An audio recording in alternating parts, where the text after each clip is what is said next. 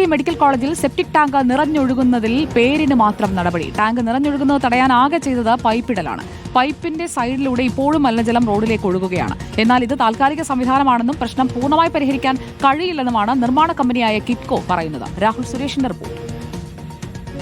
Medical കോളേജിന് തൊട്ട് മുന്നിലാണ് ഈ സെപ്റ്റി ടാങ്ക് ഉള്ളത്. കഴിഞ്ഞ മഴക്കാലത്താണ് ഈ സെപ്റ്റി ടാങ്ക് നിറഞ്ഞൊഴുകുന്ന സാഹചര്യം ഉണ്ടായത്. ഇത് നിറഞ്ഞൊഴുകുന്നതിനെ തുടർന്നാണ് താൽക്കാലികമായി താഴെയുള്ള ബോയ്സ് ഹോസ്റ്റലിന് സമീപം ഒരു സെപ്റ്റി ടാങ്ക് പണിയുകയും ഇവിടുന്നും ഈ സെപ്റ്റി ടാങ്കിൽ നിന്നും ഒരു പ്രത്യേക കണക്ഷൻ ഉപയോഗിച്ചുകൊണ്ട് ഈ വെള്ളം താഴേക്ക് എത്തിക്കാനുള്ള ഒരു ക്രമീകരണം നടപ്പാക്കുകയും ചെയ്തത്. പക്ഷേ പ്രശ്നത്തിന് ഇപ്പോഴും പരിഹാരമായിട്ടില്ല എന്നതാണ് ഗുരുതരമായ സാഹചര്യം. നോക്കൂ, നമുക്ക് ദൃശ്യങ്ങളിലൂടെ തന്നെ അത് വ്യക്തമാക്കി തരാം. സെപ്റ്റി ടാങ്ക് നിറഞ്ഞ് ഇപ്പോഴും വെള്ളം പുറത്തേക്ക് ഒഴുകുകയാണ്. തൊട്ടപ്പുറത്താണ് വാൽവ് റെഡിയാക്കിയിട്ടുള്ളത്. ഈ കാണുന്ന വാൽവ് കൃത്യമായി തന്നെ ഇതിലേക്ക് ഘടിപ്പിക്കുകയൊക്കെ ചെയ്തിട്ടുണ്ട്. കോൺക്രീറ്റ് ഉപയോഗിച്ച് അതെല്ലാം ഘടിപ്പിച്ചിട്ടുണ്ട്. പക്ഷേ പ്രശ്നപരിഹാരം ഉണ്ടായിട്ടില്ല. ഇപ്പോഴും മലിനജലം, ആ സെപ്റ്റി ടാങ്കിലെ വെള്ളം പുറത്തേക്ക് ഒഴുകുന്നു എന്നതാണ് ഇവിടെ എടുത്തു പറയേണ്ട കാര്യം. നിർമ്മാണത്തിലെ പുരോഗതി കൊണ്ട് അല്ലെങ്കിൽ അതിൻ്റെ മികവ് കൊണ്ട് ഒരു തുള്ളി വെള്ളം പോലും ആ പൈപ്പിലൂടെ പോകുന്നില്ല എന്ന് ഈ ദൃശ്യങ്ങൾ പറഞ്ഞു തരും.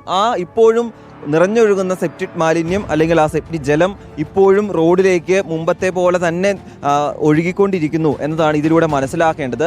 ആരുടെയൊക്കെയോ ബോധിപ്പിക്കാൻ അല്ലെങ്കിൽ ആരുടെയൊക്കെയോ കണ്ണിൽ പൊടിയിടാൻ വേണ്ടിയിട്ടാണ് ഈ പൈപ്പ് കണക്ഷൻ ഇവിടെ സ്ഥാപിച്ചിരിക്കുന്നത്. പതിവ് പോലെ തന്നെ ഈ വെള്ളം ഒഴുകി ഇപ്പോഴും റോഡിലേക്ക് പോയിക്കൊണ്ടിരിക്കുകയാണ്.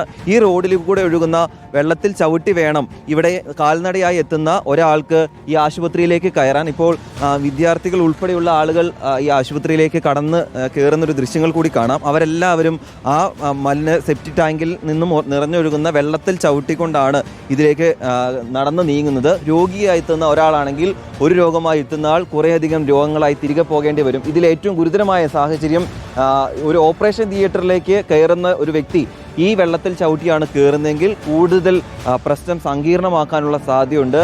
കാരണം അണുനശീകരണമൊക്കെ നടത്തിയാണ് ഈ ഓപ്പറേഷൻ തിയേറ്ററുകൾ അല്ലെങ്കിൽ ലാബുകളൊക്കെ സൂക്ഷിക്കുന്നത്. പക്ഷേ ഈ അണുക്കളെ ചെരുപ്പിലൂടെ അല്ലെങ്കിൽ ഈ വെള്ളത്തിൽ ചവിട്ടി കയറുന്ന ആൾ അണുക്കൾ ലാബിലേക്ക് അല്ലെങ്കിൽ ഓപ്പറേഷൻ തിയേറ്ററിലേക്ക് എത്താനുള്ള സാധ്യതയാണുള്ളത്. ഈ പ്രശ്നത്തിന് താൽക്കാലികമായൊരു പരിഹാരമല്ല വേണ്ടത്. ശാശ്വതമായ പരിഹാരം ഉണ്ടായില്ലെങ്കിൽ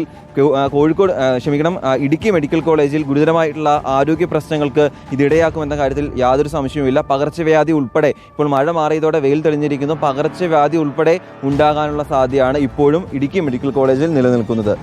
reporter Rahul Suresh, in reporter, Idukki.